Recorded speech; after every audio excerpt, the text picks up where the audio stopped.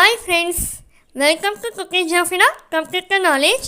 இந்த வீடியோவில் என்ன பார்க்க போகிறோன்னா மைக்ரோசாஃப்ட் எக்ஸலில் நான் இங்கே கொடுத்துருக்க காலம்ஸ் அலைன்மெண்ட் இங்கே மாறி மாறி இருக்குல்ல. ஃபஸ்ட் நேம் இருக்குது, அடுத்து சப்ஜெக்ட் வைஸ் எப்படி இருக்குது, இங்கிலீஷ், தமிழ், மேத்ஸ், சயின்ஸுன்னு தான் நார்மலாக டிஸ்பிளே ஆகணும்.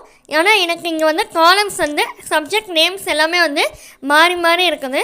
ஸோ இந்த காலம்ஸ் அலைன்மெண்ட் பண்ணுறதுக்கான 2 மெத்தட்ஸ் தான் நம்ம பார்க்க போகிறோம். இதோடைய ஃபர்ஸ்ட் மெத்தட் என்னென்னு பார்த்தீங்கன்னா, இப்போ நம்ம எந்த காலம் சேஞ்ச் பண்ண போகிறோமோ அந்த காலம் ஃபுல்லாக செலக்ட் பண்ணிக்கணும்.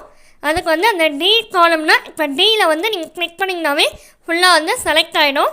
இப்போ அதை செலக்ட் பண்ணிவிட்டு ரைட் கிளிக் பண்ணிங்கன்னா, மவுஸில் ரைட் கிளிக் பண்ணிங்கன்னா கட் ஆப்ஷன் இருக்கும், சிஓகே கட், அந்த ஆப்ஷனை கிளிக் பண்ணிக்கோங்க.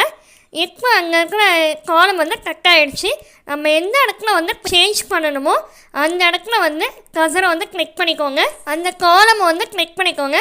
கிளிக் பண்ணிவிட்டு மறுபடியும் ரைட் கிளிக் பண்ணிவிட்டு இன்சர்ட் கட் செல்லுன்னு இருக்கும், அதை கிளிக் பண்ணிக்கோங்க. இப்போ எனக்கு இங்கிலீஷ் காலம் ஃபுல்லாக சேஞ்ச் ஆகிடுச்சு. அப்படியே தமிழ் இங்கே சேஞ்ச் ஆகிடுச்சு.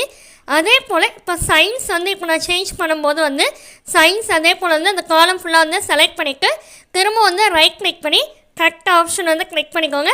எந்த இடத்துல நீங்கள் சேஞ்ச் பண்ணணுமோ அந்த இடத்துல அந்த காலம் செலக்ட் பண்ணிக்கோங்க. செலக்ட் பண்ணிவிட்டு ரைட் கிளிக் பண்ணிவிட்டு இன்சர்ட் கட் செல்லுன்னு இருக்கும், அதை கிளிக் பண்ணிக்கோங்க. அப்போது அந்த காலம்ஸ் எல்லாமே ஈக்குவலாக சேஞ்ச் ஆகிடும்.